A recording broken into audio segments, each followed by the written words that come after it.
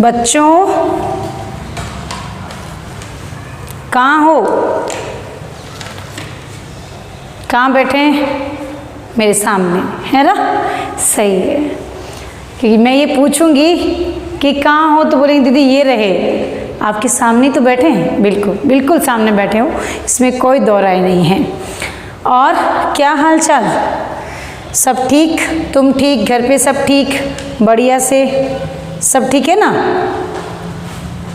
सब ठीक होगा और होगा, जल्दी ही होगा, क्योंकि अगर अपन सोच पॉजिटिव रखते हैं तो काम सब अच्छे ही होते हैं। तो थोड़ा सा ध्यान करके अपनी सुरक्षा का भी ध्यान रखते हुए पढ़ाई पर थोड़ा ध्यान दें कि स्टडी कैसे चल रही है, अपन कैसे कर रहे हैं, रिदम अपना बैठ रहा है कि नहीं बैठ रहा है, क्योंकि अब तक तो अपने को रिदम बैठा लेना चाहिए, ज़रूरी है। नहीं तो क्या है कि फिर वो जितना आप किस चीज़ को डिले करते जाएंगे वो चीज़ उतना ही हार्ड होती चली जाती है। ज़रूरी है ना? अपन यूँ सोचते तो हैं, कई बार अपन यूँ सोच लेते हैं कि आज नहीं तो कल पढ़ लेंगे, कल नहीं तो परसों पढ़ लेंगे, लेकिन नहीं। आपको यदि लंबी दूरी तय करनी है तो उसके पीछे की मेहनत को भी जानना होगा कि वो लोग जो बहुत जल्दी सफलता अर्जित कर लेते हैं उनके पीछे उनकी लंबी मेहनत होती है। केवल अपने समक्ष तो वो सफलता होती है, उसके पीछे जो होता है वो अपने को देखना है, उसकी मेहनत को अपने को देखना है। आप जब मेहनत देख लेंगे तो फिर तो कोई काम दो बचे ही नहीं है, मुश्किल। मेहनत का तो कोई विकल्प ही नहीं है। इसलिए कोशिश करो बेटा कि आप अच्छे से पढ़ें, अच्छे से लिखें, नोट्स बनाएं। बाकी तो सब काम चल ही रहा है और कोशिश तो यही चल रही है कि जल्दी ही आप स्कूल आ जाएं, क्योंकि विद्यालय तो विद्यालय ही होता है। वहाँ पर जो पढ़ाया जाता है, वहाँ जो आप हमसे रूबरू होते हैं, उसकी तो कोई तुलना नहीं होता, अतुलनीय है ना बेटा? तो थोड़ा सा कोशिश करके पढ़ाई पे ध्यान देंगे। तो चलिए बच्चों, आज शुरू करते हैं अपन कक्षा 12वीं रसायन विज्ञान का अपना जो 11वां चैप्टर चल रहा था, उसको अपन आज लेते हैं एल्कोहल व फिनॉल के गुणधर्म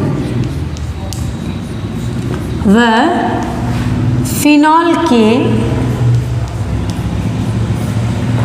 भौतिक गुण।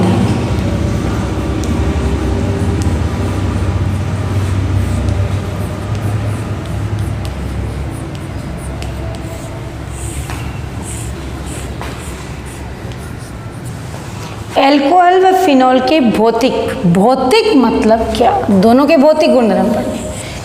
भौतिक का मतलब जो चीज़ आपको प्रत्यक्ष दिखाई दे रही है और उसकी अवस्था बदलने के बाद भी उसके रासायनिक संगठन में कोई परिवर्तन नहीं होता है, वो क्या कहलाते हैं? उन्हीं यौगिकों के भौतिक गुणधर्म कहलाते हैं। बात समझ में आ रही होगी जो मैं कहना चाह रही हूँ, राइट? तो अब अपन चलते हैं, अपन लेते हैं अपना पहला टॉपिक। तो आप सब बहनें मेरे साथ लिखेंगे पहला पॉइंट डालकर, कार्बन 1 से कार्बन 12 तक के एल्कोहल क्या पाए जाते हैं? कार्बन 12 तक के रंगहीन व वाष्पशील द्रव होते हैं।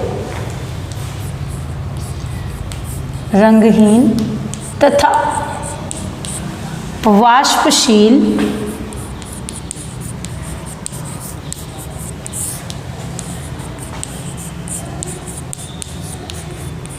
होते हैं।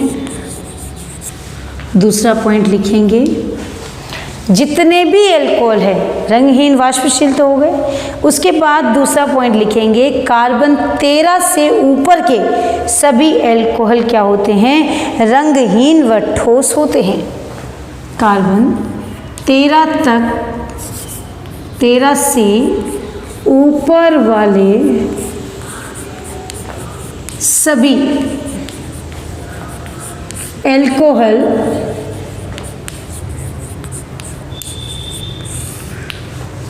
रंगहीन तो होंगे, सब एल्कोहल रंगीन होते हैं। तथा ठोस होते हैं।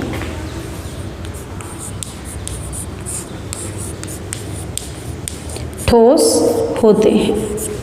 अगला पॉइंट है तीसरा है कि एल्कोहल जो हैं इनकी गंध कैसी होती है। एल्कोहल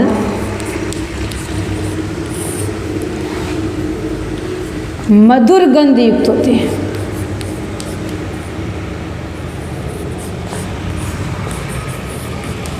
मधुर गंध वाले होते हैं। क्या होते हैं? मधुर गंध युक्त होते हैं।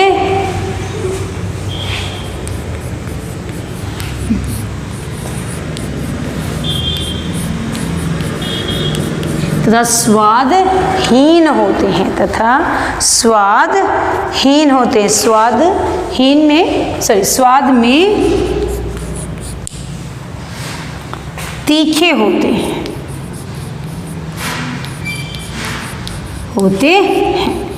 चलते हैं आगे। चौथा पॉइंट। अगला पॉइंट है आपका विलयता। सबसे इम्पोर्टेंट टॉपिक विलयता। फटाफट स्क्रीनशॉट लेंगे, जल्दी देखें ताकि अपन आगे बढ़ सकें। जल्दी कीजिए। ले लिया? चलो आगे चलते हैं। अगला देखो, अब अपन पढ़ेंगे विलयता का कॉन्सेप्ट थोड़ा सा डिटेल में। ध्यान देंगे सभी बहनें। देखो बेटा, विलयता मतलब क्या?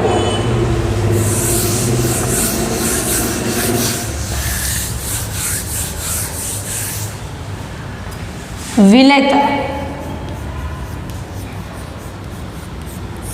इस कॉन्सेप्ट को कई तरीके से समझाया गया है। विलयता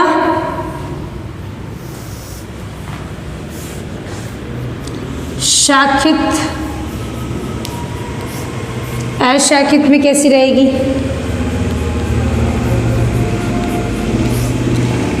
विलयता घनत्व के साथ कैसी रहेगी?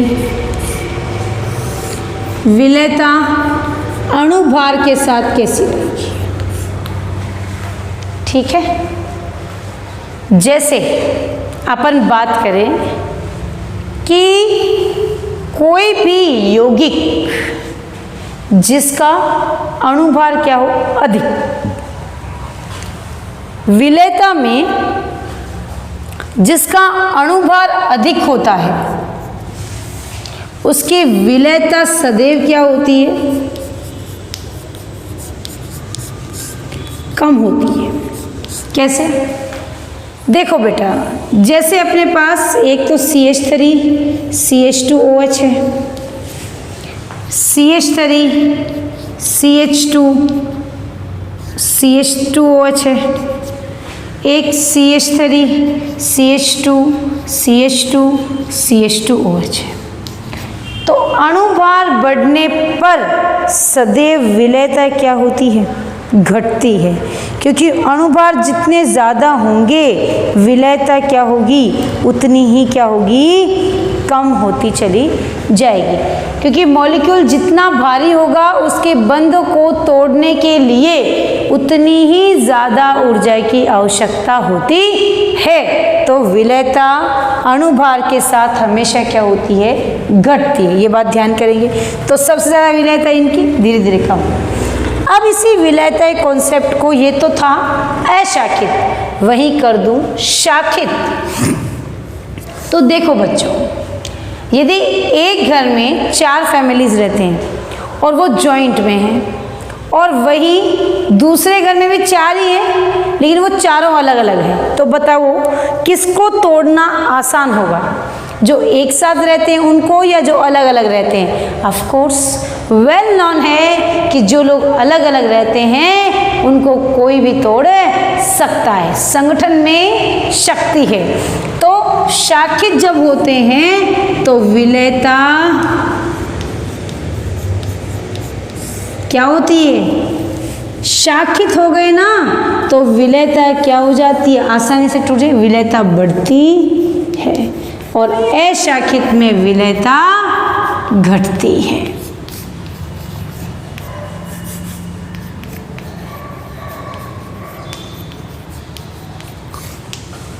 अशाखित तो एक साथ रह रहे हैं वो लोग, भुजाओं में टूटे ही नहीं हैं, तो कैसे होगा? अब देखो अगली बात आती है, एल्कोहल में हो गया ये तो कि एल्कोहल शाखित होता है तो विलयता बढ़ती है और अशाखित होने पर विलयता घट जाती है। तो आगे चलते हैं, अब अपन देखते हैं कि घनत्व का क्या मतलब है। अपन देखते हैं कि जब अपन देखते हैं किसी का पृष्ठीय क्षेत्रफल अधिक होता है, पृष्ठीय क्षेत्रफल अधिक होता है तो उसकी विलयता क्या होगी? उसकी जब अशाखित एल्कोहल का पृष्ठीय क्षेत्रफल अधिक होता है इसलिए विलयता कम होती है। देखो जिसका अशाखित है ना उसका घनत्व क्या होता है? उसका घनत्व भी वो अधिक जगह घेरेगी। तो अपन देखते हैं आयतन और घनत्व में क्या होता है? व्युत्क्रम संबंध होता है। जिसका घनत्व कम उसकी विलयता क्या होती है? अधिक होती है। जिसका घनत्व क्या होता है? घनत्व कम तो विलयता अधिक होती है। बात समझ में आ गई होगी। तो इस प्रकार अपन देखते हैं कि भौतिक गुणधर्मों में विलयता कॉन्सेप्ट सबसे मस्ट है। तो ध्यान करेंगे, अणुभार बढ़ने पर विलयता घटती है, शाखित होने पर विलयता बढ़ती है, घनत्व कम होने पर विलयता अधिक होती है, अर्थात पृष्ठीय क्षेत्रफल बढ़ने पर विलयता घटती है। बात समझ में आ गई होगी। अब अपन बात करते हैं इसके आगे क्वथनांक की। अणुभार के साथ क्वथनांक का संबंध, स्क्रीनशॉट ले लें फटाफट इसका। देखिए जल्दी से, आप चाहें तो लिख भी सकते हैं। अणुभार बढ़ने के साथ एल्कोहल में विलयता क्या होती है? घटती है, क्योंकि एल्कोहल समूह में जब श्रृंखलाएं बढ़ती है तो अध्रुवीय भाग बढ़ता है जो कि जल में विलय नहीं है, इसलिए विलयता क्या होती है बेटे? धीरे धीरे घटती चली जाती है जब उसका क्या होता है? अशाखित कार्बन श्रृंखलाओं का मान बढ़ता है। फटाफट देखिए, स्क्रीनशॉट लें जल्दी फटाफट। 1 2 3 ले लिया। चलो आगे चलते हैं। अगला कॉन्सेप्ट है क्वथनांक।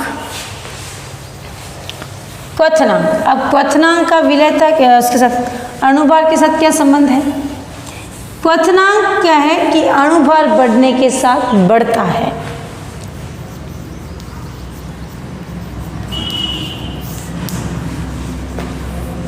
इसका संबंध अणुभार के साथ आप जानते हैं। जो चीज जितनी भारी होगी उसको गर्म करने के लिए उतना ही ताप चाहिए।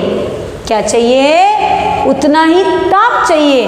तो जितना ताप देंगे तो ये बढ़ेगा, जब अणुभार बढ़ेगा तो जितना अणुभार बढ़ता है क्वथनांक उतना ही अधिक होता है। जैसे समान अपने पास C3H7O plus C2H5OH CH3OH, C3H7O CH3CH2OH CH3OH। सबसे ज़्यादा विलय इसका क्वथनांक किसका होगा? C3H7OH का। बात समझ में आ गई, हाँ या ना? फटाफट इसका भी स्क्रीनशॉट लें। आगे एक मैं क्वेश्चन दे रही हूँ, आप थोड़ा सा लिखेंगे। एल्कोहलों के क्वथनांकों के मान आप लिखेंगे। अपने संगत हाइड्रोकार्बन एल्किल हैलाइड, अपने संगत कार्बन एल्किल हैलाइड ईथर व कार्बोनिल यौगिकों की तुलना में अधिक होते हैं, क्यों? इसका आंसर आपको खुद लिखना है और ये आंसर मुझे आपको लिखकर अपने व्हाट्सएप पर पर्सनल नंबर पे आप सेंड करेंगे। क्वथनांक के मान अपने संगत हाइड्रोकार्बन से क्या होते हैं? अधिक होते हैं, ईथर और एल्कोहल से, क्यों? चले अब आता है एल्कोहल जो है अब इसके बाद एल्कोहल की जो प्रवृत्ति है उसमें थोड़ा सा भौतिक गुणों में बात करें तो अपन देखते हैं कि एल्कोहल जो है वो CaCl2 जो एक निर्जलीकारक है उसके साथ में निर्जलीकारकता प्रयुक्त नहीं होता। एल्कोहल में निर्जलीकरण के लिए CaCl2 यूज़ नहीं होता है। क्यों नहीं होता है? क्योंकि यदि आपने एल्कोहल के साथ में कैल्शियम क्लोराइड को मिला दिया तो वह एल्कोलेट बना देता है। एल्कोहल क्या करता है? CaCl2 के साथ मिलकर एल्कोलेट का निर्माण कर देता है, यानी कि एक संकुल लवण का निर्माण कर देता है CaCl2.3CH3OH।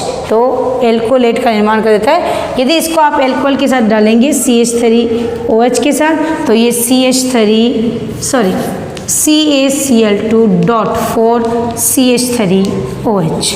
इस तरह इस फॉर्मूले को नाम क्या दिया? एल्कोलेट। एल्कोलेट। तो ये हुआ इसका गुणधर्म। उसके बाद अगला है इसके अंतर अणुक हाइड्रोजन बंध व अंतरा अणुक हाइड्रोजन बंध। उसमें क्वथनांक व अम्लीयता का कॉन्सेप्ट है, उसको थोड़ा ध्यान से देखेंगे। ये इंपॉर्टेंट टॉपिक है एल्कोहल में, जो मैंने मेन आपको बता दिए। बाकी आप बुक से एक बार रीडिंग लगा लें, कुछ समझ में नहीं आता है तो आप पूछ सकते हैं। तो सबसे पहले आप लिखेंगे अपन हाइड्रोजन बंध एल्कोहल में। हाइड्रोजन बंध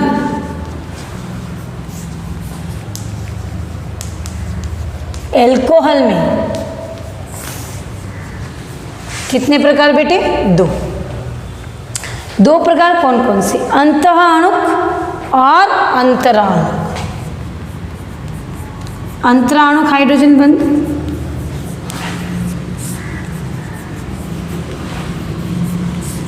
अंतःअणुक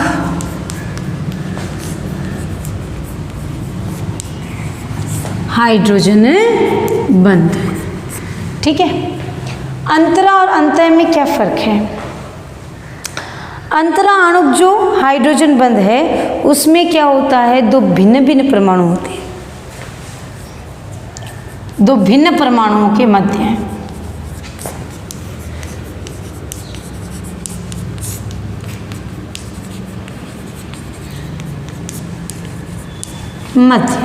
चलो जैसे HOH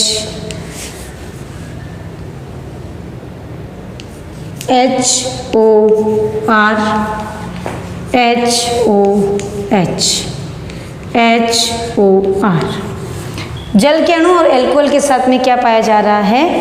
अंतरा अणुक हाइड्रोजन बंध। वहीं एक ही प्रकार के अणु में उपस्थित परमाणुओं के मध्य हाइड्रोजन बंध। कैसे? HF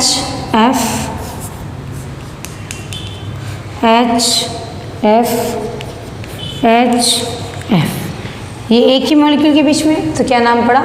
अंतः अणुक हाइड्रोजन बंध। अब अंतः और अंतरा के अंदर क्या फर्क है? तो यहाँ बताया गया कि क्वथनांक के मान बढ़ते हैं और अम्लीयता के मान घटते हैं। किसमें? अंतरा में। क्वथनांक, अम्लीयता, क्वथनांक बढ़ेगा, अम्लीयता घटेगी। ध्यान करेंगे, दो अलग अलग मॉलिक्यूल के बीच में हाइड्रोजन बंध यदि पाया गया है तो वहाँ पर अम्लीयता का कॉन्सेप्ट क्या रहेगा, ज़रा ध्यान देंगे। तो अंतरा में तो क्वथनांक बढ़ते हैं, अम्लीयता क्या होती है? घटती है। परंतु अंतः अणुक में क्या होता है?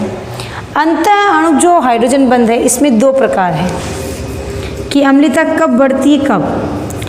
अंतः अणुक में यदि मॉलिक्यूल में पहले से ही हाइड्रोजन बंध उपस्थित है तो उसमें से हाइड्रोजन का निकलना संभव नहीं है, यानी कि आयनन से पहले ही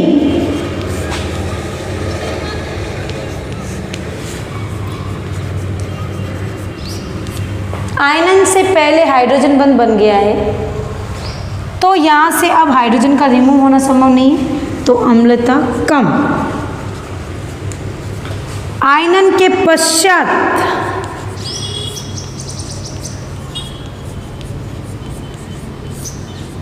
अम्लता अधिक,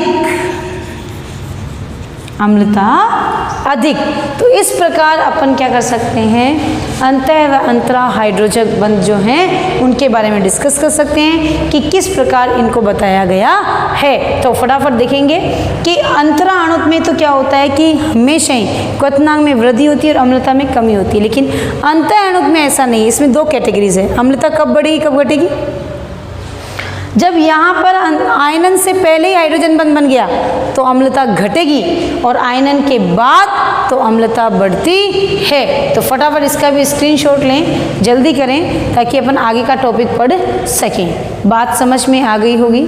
तो ये तो हो गए एल्कोहल के भौतिक गुणधर्म। अब अपन पढ़ेंगे आगे फिनोल के भौतिक गुणधर्म, जो अगले वीडियो में, नेक्स्ट वीडियो में अपन डिस्कस करेंगे। आज आप इतना पढ़ेंगे, अच्छे से लिखेंगे ताकि आपको बात समझ में आ जाए। Thank you.